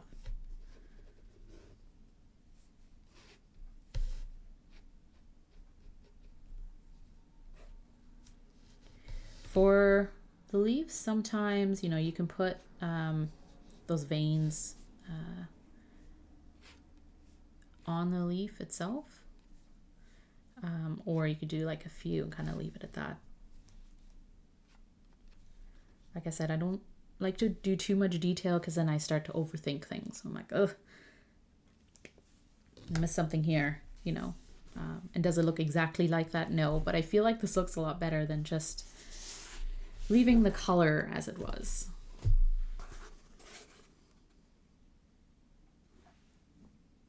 So that's not too bad. That was fun too. Those are nice colors too. I really like them. So then I am going to write down what the flower is. Does using the blending tool smooth out stroke patterns on pieces you've already done, and how do you avoid it? So do you mean if you already draw with a marker and then you want to smooth out the stroke? you can, if you put down color with a marker, add a little bit of that color on a blending palette, and then pick up that color with your blending tool or with a colorless blender, and then go over it a little bit, and that will make it look a little bit smoother. It won't necessarily reactivate the color you've put down, if that makes sense. It's not like when you're painting with watercolor and adding a little bit of water to the paint that's already on the paper will kind of move the color around. It's not necessarily like that. It's because once you've put down the color, it's there, but you can manipulate it a little bit by blending on top of it with a colorless blender. And that might soften your strokes a little bit. Yeah. It won't necessarily lighten it per se. Like I said, it won't take color away, but what it can do is it can create that effect of blending.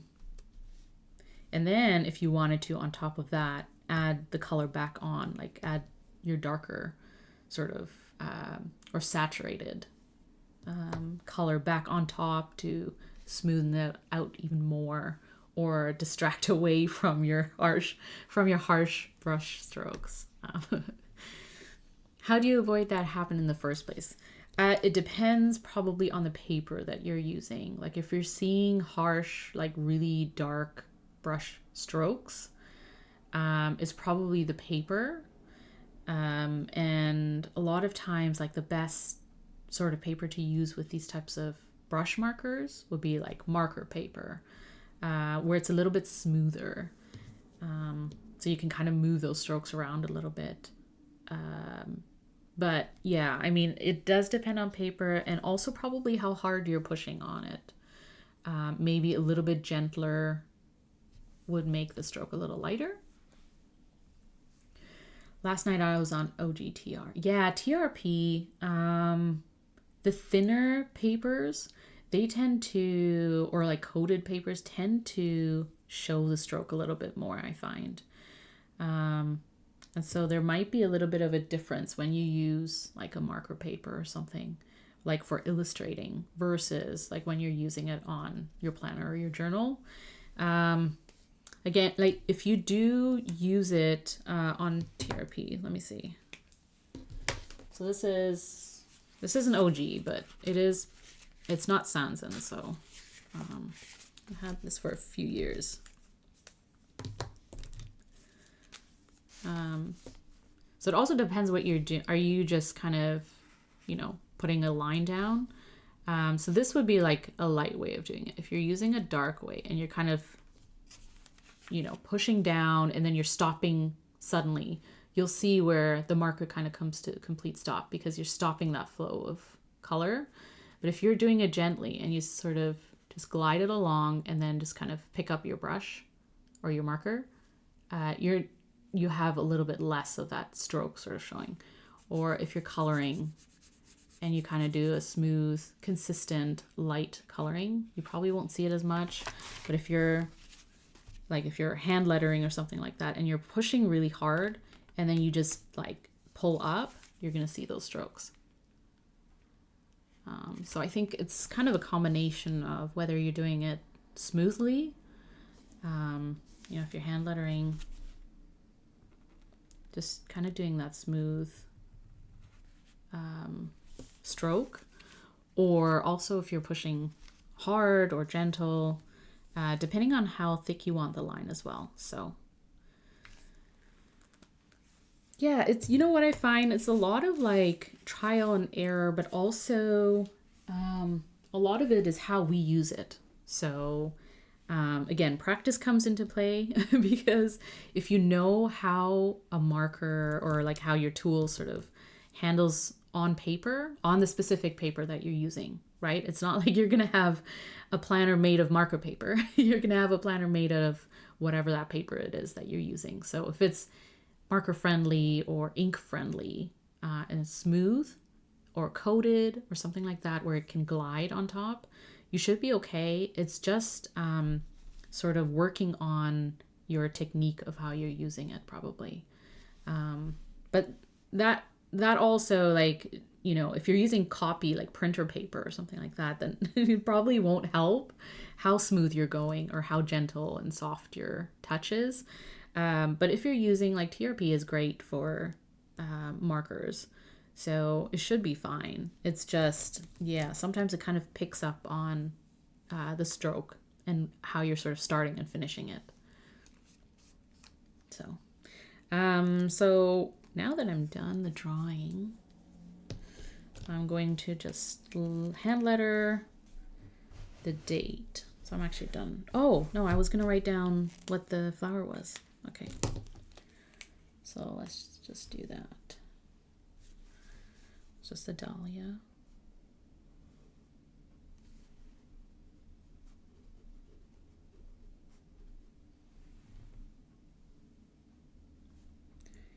And I'm just going to leave it at that. Oh, it's called Bahama Apricot. That's kind of cool. I'm going to add that.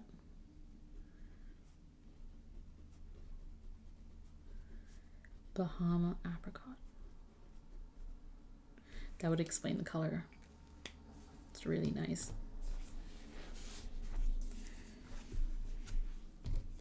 So I am going to hand letter on top. So this is January 5th. 5 days in. And it's Monday.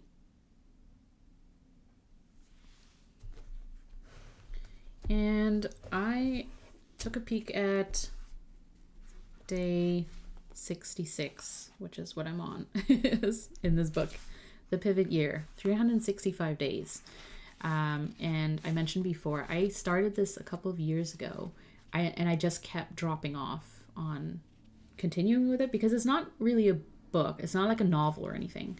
It's just kind of meant to be prompts and things to think about every day, on your path to kind of finding, you know, what you're meant to be doing, or finding something that will sort of keep you on track for being, you know, the person you're meant to be, an artist, a creative person, whatever.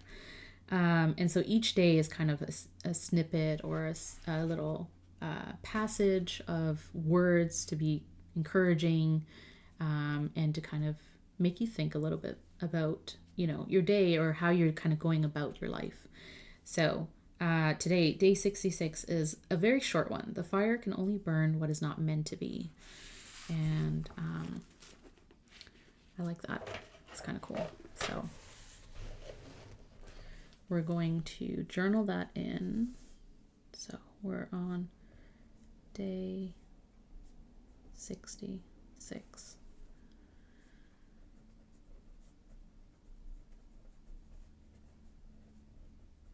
So the other cool thing about the hard tip Fudenosuke brush pen is that it's actually useful. Like, you can actually use it to draw and write with. It's not just for hand lettering. It's similar to, like, if you like a stub nib or a naginata, where it's sort of depending on the angle that you're holding it at, and in this case, depending on the angle that you're pushing it down on, that will give you the varying line width. And that's probably why I love the naginata variation of fountain pen nib, is that it's actually pretty similar to how you could use a brush pen. So if you're at a higher angle, but also if you're not pushing down, so if you're just gently holding it to write words, it's not going to put down a lot of ink. So kind of like that.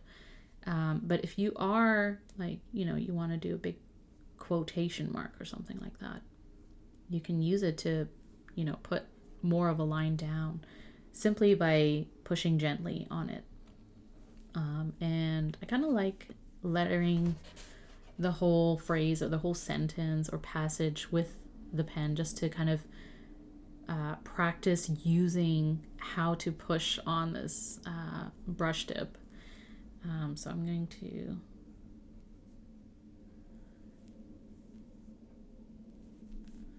do the fire. Kind of stands out to me. So when you're hand lettering with a brush pen, if you're pushing down gently, you're gonna get a thicker line. But if you're kind of just holding the pen and not pushing too much, then you're going to get a finer line.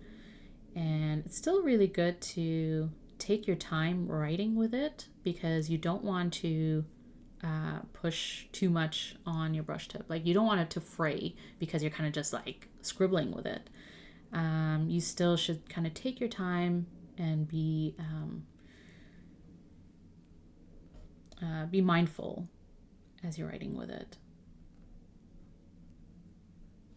And you'll feel the feedback of the pen as you're writing. And if it's sort of squeaking and it's kind of it's giving feedback, it'll kind of tell you if you're pushing too hard on it or if you're using it too quickly, that it's not able to kind of keep up, because it is a brush.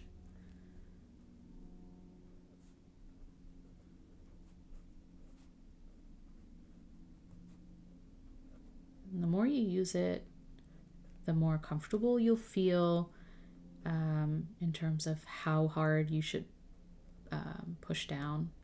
It should never be too hard, because then you can damage the tip. But it is meant to take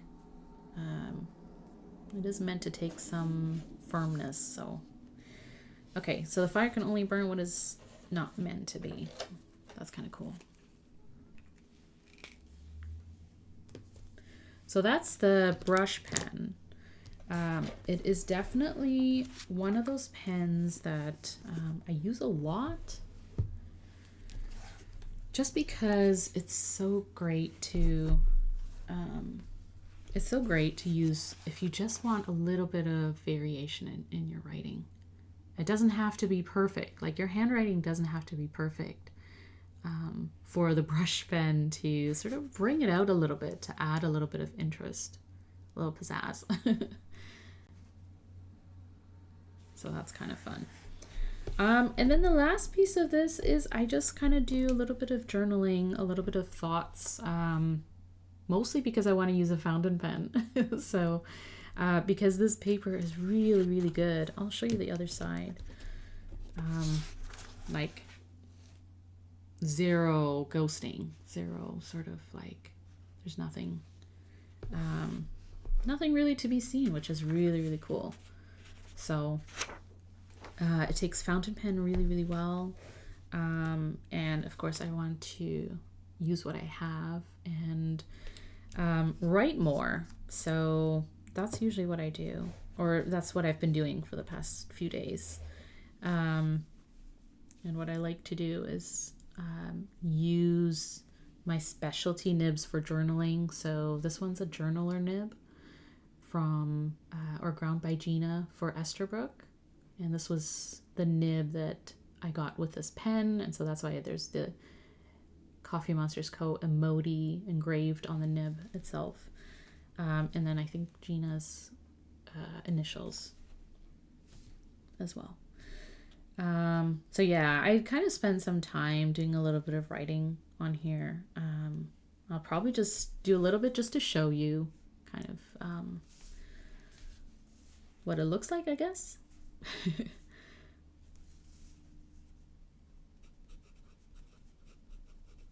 what it sounds like. It's so smooth. It's so smooth to write with this on this paper. And I like the journaler nib because it's ground out of a medium, so it's not going to put down a thick line, but it's like a rounded stubby sort of version. So it's very comfortable to write like long form sort of things with this nib.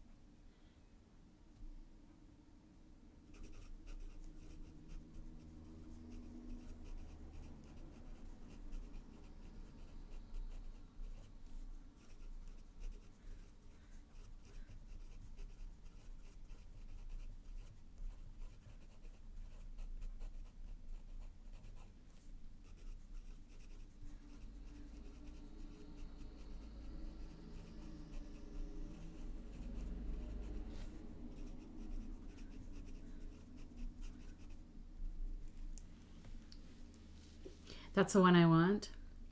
Yeah. That's really nice. So that's the line. That's the line the nib puts down. Just really nice. And the ink I have in here is Sailor Shikuri Kamoshika. And it's this really nice sort of mauve maroon color, I guess. I just thought it's a really good combination of ink to the pen. If you're kind of matching, if you like matching inks to parts of the pen, it's a really good ink too. It's just like really smooth flowing and great fit for this pen. So, and that's kind of it. So I mean, using this, using a book as a prompt, you know, sometimes people wonder, like, what do you journal about? Why do you have like a million journals? And what do you journal about? There's only so much you can write about that pertains to your day or to your life, right? And I do a lot of writing. I'm just a natural writer. I just love writing, just the act of it. And so I do stream of consciousness writing in the morning if I can. I do documenting, like I like to archive the events of a day. I like to write them down. I do planning, so I write down tasks.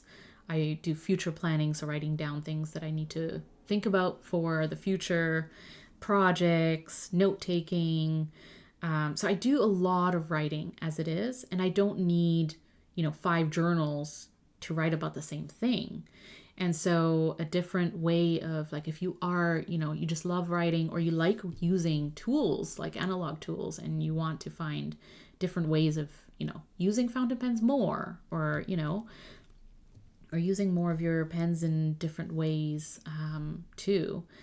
A great way of doing that is to use prompts. And so you can find prompts online, where it's kind of like, think about certain things and then write about it. Or you can use books. And so that's why I chose this one, because I already had it, and I kind of did want to dive into, I love this author. I wanted to dive into, her words and her, the passages that she includes in this book. And so I thought, what a great way of using daily pages that I probably wouldn't really use fully otherwise. Like, it's not like I'm going to replicate the things that I write in my other books. And so this is something that's unique to this book. I'm not doing this anywhere else. And so it's a great, I think I'm really enjoying having a space for this, where there's enough space to do some drawing based on reference photos. So it's not like I'm sitting here trying to think off memory, what does a dahlia look like, or whatever, and you can also do the same thing with, anything in your life, or any kind of drawing practice that interests you. So it's a great way to kind of replicate, do a little bit of drawing, use markers, use paint, use whatever. I did kind of stick with markers because I didn't want the page to warp too much, because I did do painting, and while the paper handles it really well, I think just adding too much water, or a lot of water, is just going to affect the paper, obviously. And I don't think I want to do that for each page. So the next page is fine, ready to be used. And so I kind of like how this looks. And like I said before, journaling and this sort of art practice, I guess, creative practice, tends to evolve over time. So, the more I do it, it's only 5 days in of doing this. I haven't done this before. So I'm sure as I sort of keep doing this, I'll find, maybe I don't want to do it a certain way, or maybe I want to use different pens or different brush pens or things like that. And it will evolve over time, I think. And it'll be interesting to see how that happens. And and I'll do, as we go, I'll do flip throughs, because there's nothing here that's like super personal or that I don't want to share. Whereas like some of my other journals are very personal. They're thoughts that I don't want out, everywhere in public. But this is fine. And I think it's a great way of encouraging you to do, something similar maybe if you have space in your notebooks or your journals, and you want to add a little bit of color, or you want to layer on a practice that you have space for and that you have time for.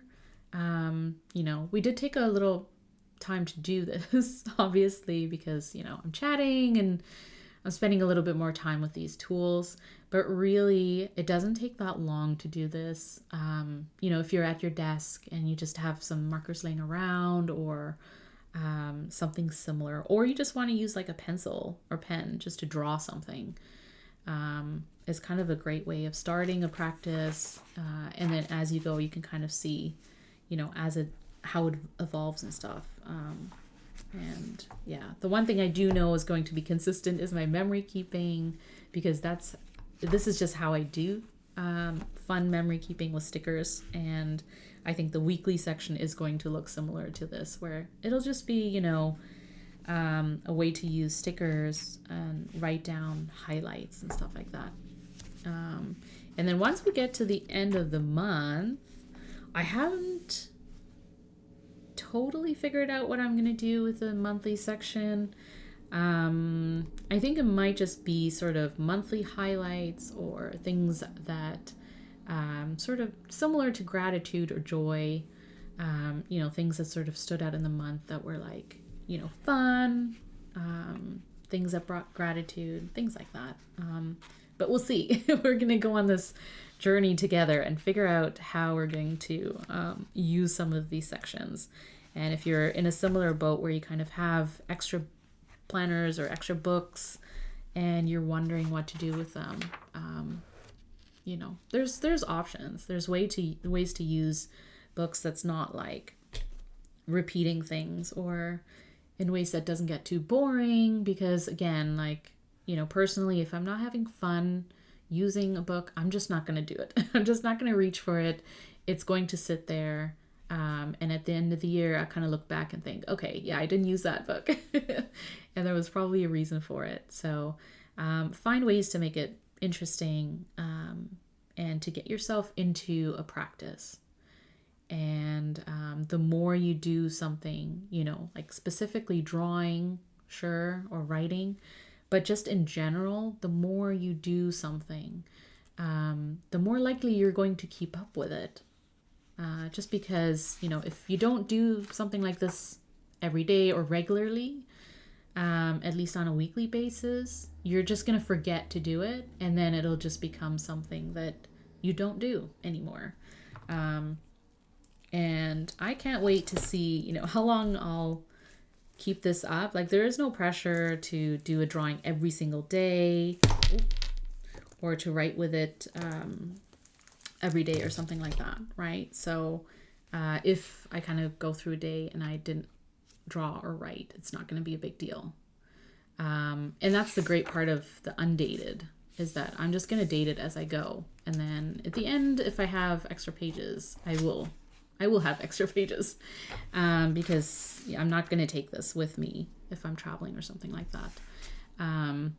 But at the end, if there's extra pages, it's not a big deal. So yeah, that's kind of it, I think. If you have any questions, let me know. I am planning on streaming on Wednesday, and it will be probably more fountain pen ink related. I'm going to do some painting with inks because they're kind of just sitting there asking to be used. So we'll do that. More chatting. We can talk about planners and journals and stationery always, anytime. But that will be this Wednesday, 9:30 a.m. Pacific. If you kind of caught this at the end, or you want to watch it again, the VOD will be up. I'll also have the replay on YouTube from Corolla on all socials pretty much. Love to see what you're doing, or let me know how you're kind of finding your books as well as you're exploring your lineup. And then I think I'll see you again next Monday because I want to I am going to keep this up, but I do want to kind of share this on stream. So, come back next Monday if you're into this portion if you're into like the journaling part and the memory keeping and stuff like that. And we'll kind of go from there. And it'll be just a chill journal with me. Let's play with stationery, chat about it kind of thing. So if you were lurking or you're watching the replay, or if you joined at some point, or if you're still here, thank you so much. I appreciate you. Thank you so much for being part of this community. And again, Happy New Year. I hope that it's a gentle start into the year, and that if you are using planners and journals, that you're enjoying your lineup. Don't put too much pressure on yourself. Take it easy. If you make mistakes, it's not a big deal. It's not the end of the world. We'll be okay. We'll get through this. But thank you so much for joining and for being here, for being you. And I'll see you next time. Bye.